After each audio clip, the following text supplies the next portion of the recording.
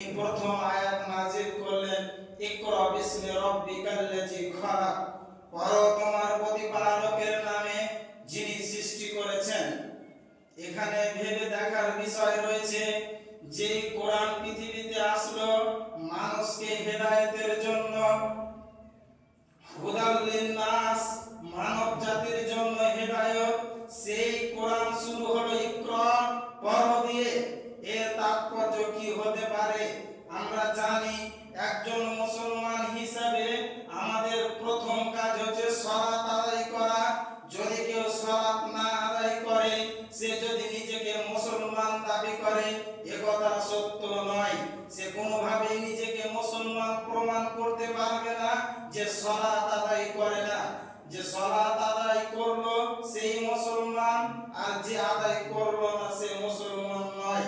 আমাদের এবং তাদের মধ্যে পার্থক্য হচ্ছে সালাত। তথাপি আল্লাহ তাআলা ওয়াকিমুস সালাত, তোমরা সালাত আদায় করো, এই বাক্য দিয়ে তিনি কোরআন শুরু করলেন না। তিনি বললেন ইকরা, পড়ো। তাহলে